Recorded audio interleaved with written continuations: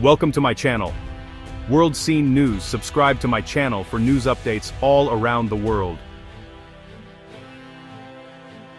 Japanese car companies like Toyota, Honda, and Nissan have shaped the American auto industry for decades. Their influence is seen everywhere, from bustling city streets to quiet suburban neighborhoods. They started with small, reliable cars in the 1970s, quickly winning over American families. These compact vehicles were not only affordable but also fuel-efficient, making them a popular choice during the oil crisis. Soon, they built massive factories in states like Ohio and Kentucky, creating thousands of American jobs and integrating deeply into local communities. These plants became symbols of economic growth and technological advancement. These plants became the heart of a vast North American supply chain, with parts and assembly spread across the US, Canada, and Mexico. This interconnected network ensured efficiency and cost-effectiveness. This system thrived on free trade, keeping costs low and making North America a global auto powerhouse. The seamless flow of goods across borders was crucial for maintaining competitive prices.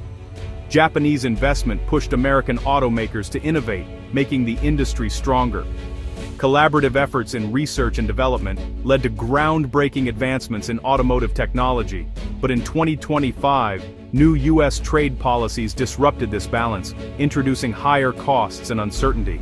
These changes have created a ripple effect, impacting production schedules and financial forecasts. Now, Japanese automakers are rethinking their future in America, questioning if it's still the best place to invest. The once thriving factories now face an uncertain future, with potential closures looming. The decades-old partnership between Japan and the U.S. is suddenly on shaky ground. Both sides are now navigating a complex landscape, trying to find a way forward in this new economic reality. In 2025, the U.S. imposed a 25% tariff on all imported cars and parts, including those from Canada and Mexico. This shattered the free trade system that North American automakers relied on. Suddenly, building cars in the U.S. with North American parts became much more expensive. Then, a new trade deal with Japan lowered tariffs on Japanese imports to 15%, in exchange for massive Japanese investment in the U.S. This created a strange situation. It was now cheaper to import a car from Japan than to build one in the US using North American parts. The logic of decades-old supply chains was turned upside down. Automakers who had built their strategies around a borderless North America were left scrambling. The special deal with Japan added complexity, giving Japanese imports a clear advantage. No one in the industry expected this reversal. The rules of the game had changed overnight. American carmakers like Ford and GM were hit hard by the new tariffs, which upended the industry almost overnight.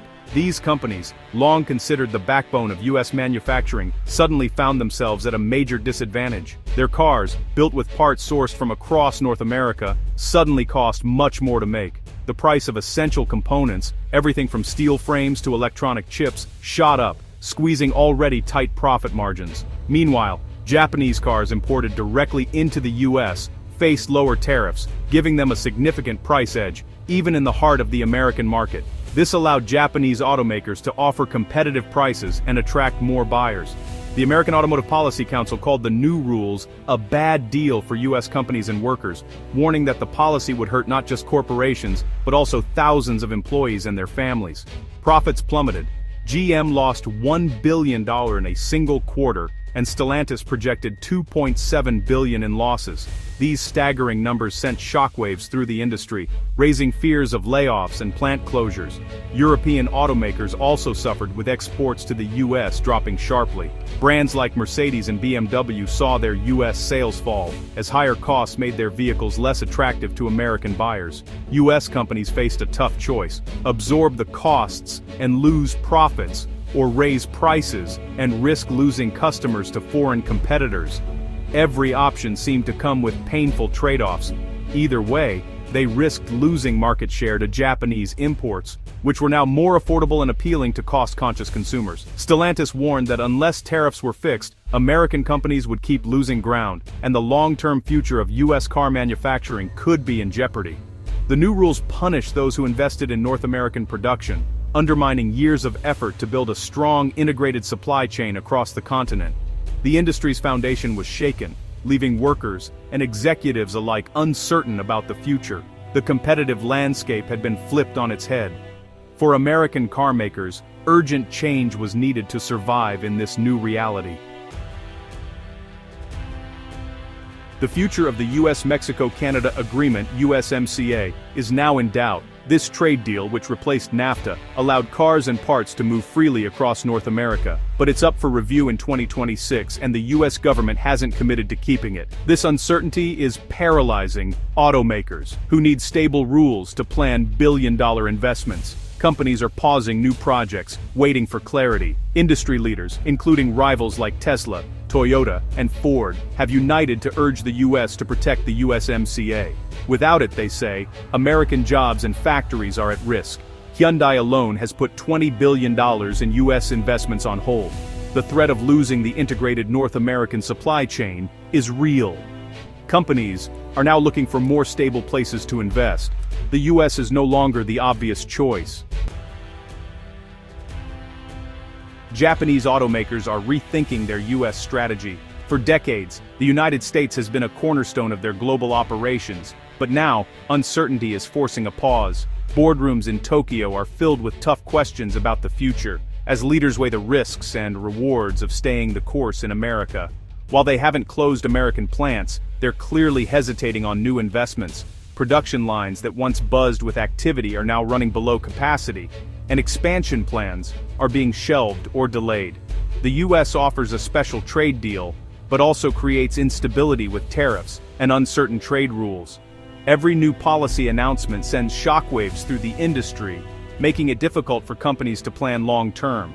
In a symbolic move, Toyota and Nissan considered reverse imports, shipping a small number of US-built cars to Japan. This was meant to show goodwill, but also highlighted the complexity of the current trade environment. Experts saw this as a gesture, not a real business plan. The numbers simply don't add up for large-scale exports back to Japan, given the current market conditions and regulatory hurdles. The real issue, building cars in the US is now riskier and more expensive. Labor costs are rising, supply chains are unpredictable, and the threat of sudden policy changes looms over every decision. The 25% tariff on North American parts, plus USMCA uncertainty, makes future investments hard to justify. Companies are forced to recalculate every project, unsure if the rules will change again. Plans for new electric vehicle and battery plants are on hold. Projects that were supposed to drive the next era of innovation are now stuck in limbo, waiting for clarity that may never come.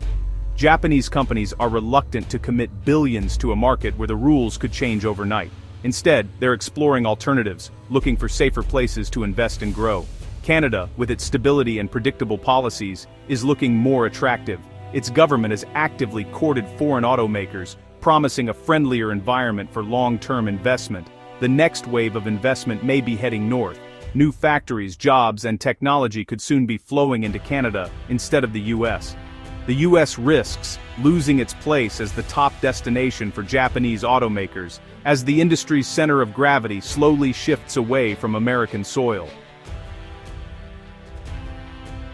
Canada is emerging as the new safe haven for automakers. Its government supports free trade and offers stability, qualities now in short supply in the US. Canada has a skilled workforce, strong infrastructure, and is actively courting investment in electric vehicles and batteries. New US tariffs make Canada even more appealing. Companies can build cars there without facing the same internal North American tariffs. Canada's trade agreements give it flexibility and access to global markets.